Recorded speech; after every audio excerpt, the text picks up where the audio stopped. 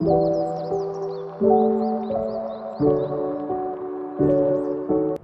everyone! Today I wanted to make a video talking about the saints and why we pray to them and all things like that. So if you're interested, just keep watching.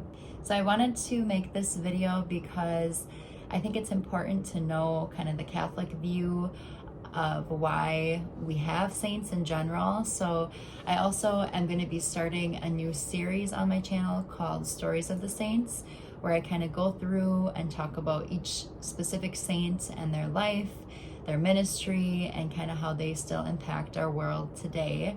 So I wanted to make a video kind of as a disclaimer because I know there can be some controversy around praying to the saints and whether or not Catholics worship the saints and all that kind of stuff. So first of all, what is a saint? So a saint is anybody who is currently in heaven.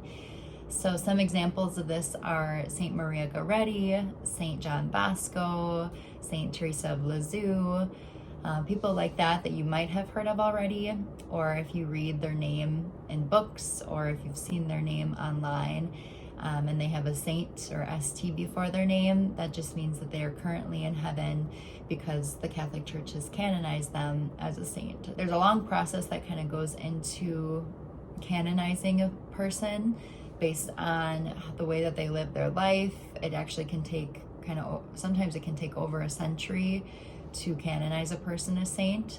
So that's just a little kind of side note there. So unlike what the world will teach you, that when we go to heaven we become angels, this isn't actually true. So when we're in heaven, we aren't angels, we're saints. So anybody that is in heaven currently is a saint.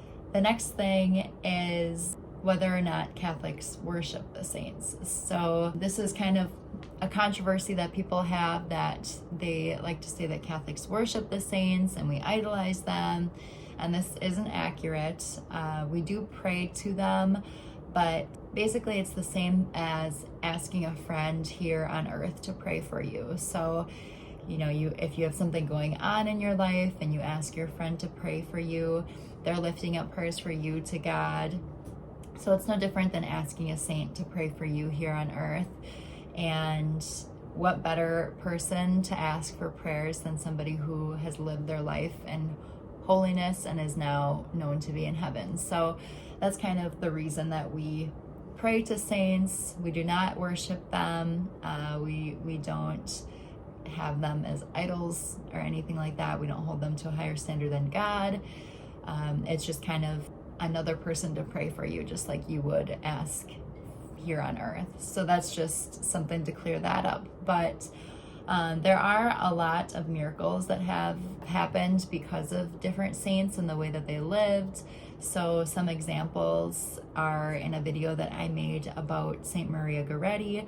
This person had an injury in their leg and they miraculously recovered from the prayer card being placed next to their leg. So that's just one example. But another example that has happened in my life is I have been known to lose things quite a bit.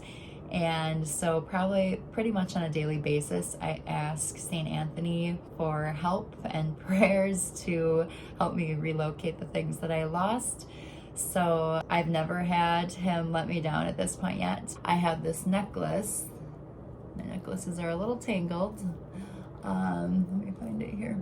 This one. So this is kind of a representation of the miraculous medal.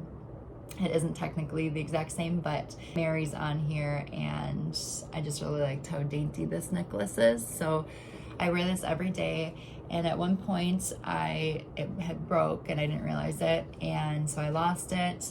I didn't know where I had lost it, but I asked St. Anthony to help me find it, and then I waited a little while, like probably a good week or so, and then I finally just decided to buy a new one because I really love this necklace, so I didn't want to be without it.